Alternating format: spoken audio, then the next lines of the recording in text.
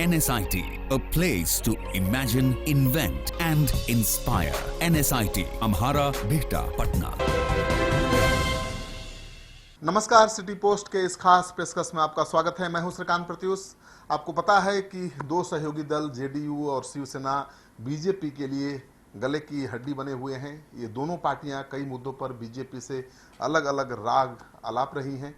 सबके जहन में यही सवाल है कि क्या विधानसभा चुनाव से पहले ये दोनों पार्टियां बीजेपी से अलग हो जाएंगी। आपको पता है कि महाराष्ट्र में शिवसेना है और वहाँ पर इसी साल चुनाव है।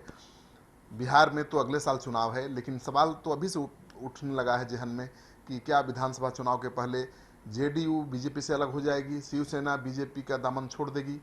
लेकिन राजनीतिक पंडितों का मानना है कि फिलहाल इन दोनों दलों के पास बीजेपी के साथ बने रहने के अलावा और कोई रास्ता बचा ही नहीं है। उनके पास कुछ ज़्यादा विकल्प हैं नहीं। वैसे बिहार में क्या संभावना है आपको पता ही है कि कहा जा रहा है कि जिस तरह से पिछली बार आरजेडी के साथ नीतीश कुमार चले गए थे, उसी तरह इस बार भी जा सकते हैं। महाराष्ट्र में इसी साल बिहार में 2020 में चुनाव होना है बिहार विधानसभा का। पिछली बार के विधानसभा चुनाव में जेडीयू और शिवसेना बीजेपी से अलग अलग चुनाव मैदान में उतरे थे, लेकिन इस बार दोनों दलों के लिए बीजेपी से अलग होकर चुनाव लड़ना थोड़ा मुश्किल का काम है। महाराष्ट्र में शिवसेना 2014 विधानसभा चुनाव के तुरंत बाद बीजेपी सरकार में शामिल हो गई थी। वहीं बिहार में जेडीयू आरजेडी को छोड़कर बीजेपी के साथ आ गया था और बीजेपी के सबसे पुराने सहयोगी दलों में शामिल शिवसेना जेडीयू दोनों ने ही पिछले विधानसभा चुनाव में बीजेपी से अलग होकर चुनाव लड़ा था। जेडीयू आरजेडी के साथ तो शिवसेना अकेले। इसमें शक की कोई गुंजाइश नहीं है कि बिहार के मुख्यमंत्री और जेडीयू अध्यक्ष नीतीश कुमार बीजेपी के घोषणा पत्र से कोई इत्तेफाक नहीं रखते हैं। बीजेपी के धारा 370 के एजेंडे, राम मंदिर और ट्रिपल तलाक के एजेंडे की वजह से नीतीश कुमार काफ़ी असहज महसूस करते हैं। और नीतीश कुमार एक ऐसे नेता हैं जो अपने सेकुलर क्रेडेंशियल के साथ किसी तरह का समझौता नहीं कर सकते। तो जब उनके सेकुलर क्रेडेंशियल पर खतरा होगा तो बीजेपी को जरूर छोड़ देंगे। लेकिन बीजेपी को छोड़ देना बहुत आसान काम नहीं है। मेरा कहने का मतलब ये है कि बीजेपी को छोड़ना आज के वर्तमान हालात में आसान काम नहीं है। इसी वजह से टकराव टालने के लिए उन्होंने अपना मैनिफेस्टो तक जारी नहीं किया था चुनाव में, और इन्हीं मुद्दों की वजह से नीतीश कुमार 2020 के विधानसभा चुनाव से पहले बीजेपी का साथ छोड़ भी सकते हैं। लेकिन बड़ा मुश्किल भरा फैसला होगा, बहुत बड़ा फैसला होगा। लेकिन ये सब कुछ, क्योंकि ये सब कुछ आसान नहीं होगा नीतीश कुमार के लिए। पिछले चुनावों के आंकड़े बता रहे हैं कि शिवसेना की तरह ही जेडीयू के पास भी बीजेपी से अलग जाने का कोई विकल्प नहीं बचा है। अगर जाएंगे तो उनकी चुनौतियां बढ़ जाएंगी। लोकसभा चुनाव में बीजेपी को मिली प्रचंड जीत के बाद समीकरण काफ़ी बदल गए हैं। पहले तो माना जा रहा था कि नीतीश कुमार के पास 16% से ज़्यादा वोट है और जिसके साथ जाएंगे उसी का पलड़ा भारी हो जाएगा। लेकिन इस लोकसभा चुनाव में जिस तरह से एक तरफा समर्थन मिला है बीजेपी को, तो ये खतरा मोल लेना बहुत आसान नहीं होगा कि बीजेपी को छोड़कर आरजेडी के साथ नीतीश कुमार जाएं। 2010 का बिहार विधानसभा चुनाव जेडीयू और बीजेपी ने साथ में लड़ा। इस चुनाव में 243 में से जेडीयू को 115 और बीजेपी को 91 सीटें मिली थी। इस चुनाव में जेडीयू का वोट शेयर 22.58% था, वहीं बीजेपी को 16% 49% वोट मिले थे। 2013 में बीजेपी से अलग होने के बाद जेडीयू 2014 के लोकसभा चुनाव में अकेले मैदान में उतरा। इस दौरान जेडीयू के वोट शेयर में 6% की कमी आई, यानी गिरावट आई, और यह आंकड़ा 22.58 से घटकर 16.4% पर आ गया। और 40 लोकसभा सीट में से जेडीयू को सिर्फ 2 सीटें ही मिली थी। वहीं बीजेपी के वोट शेयर में 30% की वृद्धि दर्ज की गई और पार्टी 22 सीट जीतने में कामयाब हो गई थी। तो बड़ा कैलकुलेशन जटिल है और मुझे लगता है कि नीतीश कुमार और शिवसेना दोनों के लिए फैसला लेना बीजेपी को छोड़ने का बहुत आसान नहीं है। 2015 विधानसभा चुनाव में जेडीयू महागठबंधन में शामिल हो गई, जिसमें आरजेडी और कांग्रेस जैसी बड़ी पार्टियां भी थीं। वहीं दूसरी तरफ बीजेपी रामविलास पासवान और उपेंद्र कुशवाहा की छोटी पार्टियों के साथ चुनाव लड़ी और इस चुनाव में जेडीयू को 71 सीट मिली थी। वहीं बीजेपी को मात्र 53 सीटों से ही संतोष करना पड़ा था। वोट शेयर की बात करें तो बीजेपी को 24.5% और जेडीयू को 16.83% वोट मिले थे। जाहिर है कि जेडीयू का वोट शेयर बीजेपी के मुकाबले काफ़ी कम हुआ।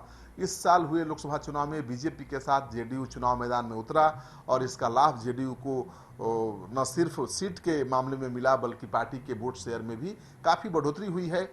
जेडीयू 17 में से 16 सीट जीतने में कामयाब रहा है, वहीं वोट प्रतिशत उसका 16% से बढ़कर 21.82 पर जा पहुंचा है। वहीं बीजेपी को इस बार 24% वोट मिले हैं।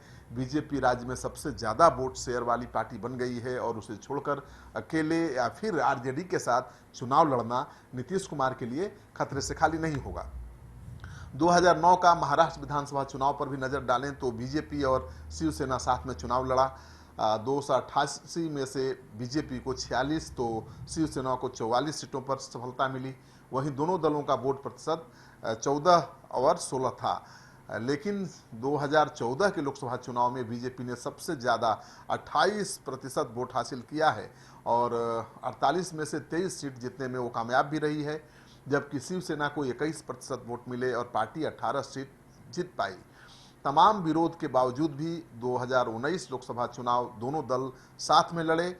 लोकसभा चुनाव के बाद शिवसेना और बीजेपी ने अलग अलग रास्ते अपना लिए और 2014 के विधानसभा चुनाव में 288 में से बीजेपी को 122 सीटों पर सफलता मिली और पार्टी का वोट शेयर बढ़कर 23% तक पहुंच गया।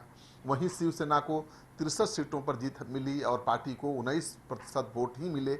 बाद में शिवसेना राज्य सरकार में बीजेपी के साथ शामिल हो गई और कई मौकों पर विरोध करने के बाद भी 2019 का लोकसभा चुनाव दोनों दल साथ मिलकर लड़े। ये कैलकुलेशन का ही नतीजा था।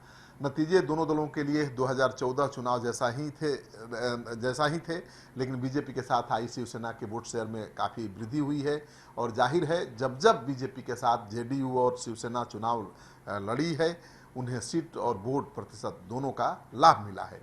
ऐसे में बीजेपी को छोड़कर नए साथी की तलाश या फिर अकेले चुनाव मैदान में उतरने का जोखिम दोनों दलों के लिए लेना ठीक नहीं होगा और मुझे लगता है कि जो चर्चा हवा में है कि बीजेपी धारा 370 को जब आगे बढ़ाएगी, राम मंदिर के एजेंडे को आगे बढ़ाएगी, तो नीतीश कुमार बीजेपी को छोड़ने को मजबूर हो जाएंगे।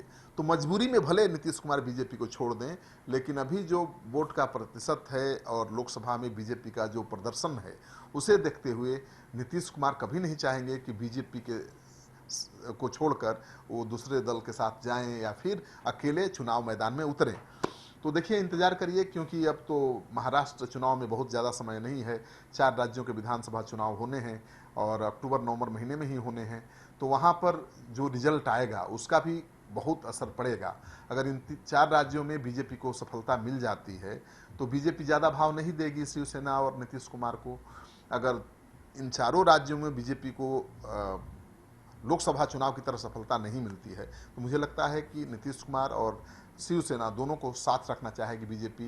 यानी उसका जो बर्ताव होगा, उसका जो हाव भाव होगा वो बहुत लचीला होगा और आगे गुंजाइश रहेगी साथ रहने की। लेकिन अगर बीजेपी को प्रचंड बहुमत मिल जाता है तो हो सकता है कि नीतीश कुमार को, शिवसेना को नज़रअंदाज करे और वैसे में जो ये गठबंधन है एनडीए का वो बिखर जाए, टूट जाए। क्या होगा इसके लिए आपको इंतजार करना पड़ेगा दिसंबर महीने तक।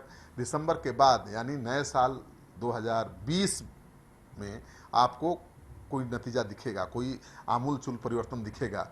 तो मानकर चलिए कि दिसंबर के बाद जनवरी महीने से बिहार की राजनीति में और 4 राज्यों की राजनीति में आमूलचूल परिवर्तन हो सकता है।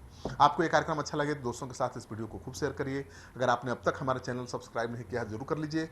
आपका सहयोग समर्थन लगातार मिल रहा है, उसके लिए बहुत बहुत आभार, धन्यवाद। क्या आप जानते हैं कि घर बैठे आप अपनी स्वास्थ्य समस्याओं का सॉल्यूशन पा सकते हैं सॉफ्टकेयर मोबाइल ऐप के द्वारा। अधिक जानकारी के लिए आप संपर्क कर सकते हैं। हमारे फोन नंबर्स हैं 9472981111, 9472982222। Softcare app, solution at your fingertips. यहाँ पड़ती है भविष्य की मजबूत नींव। हम मिलकर बनाते हैं बेहतर कल। गोपाल नारायण सिंह यूनिवर्सिटी, आपके बेहतर कल के लिए।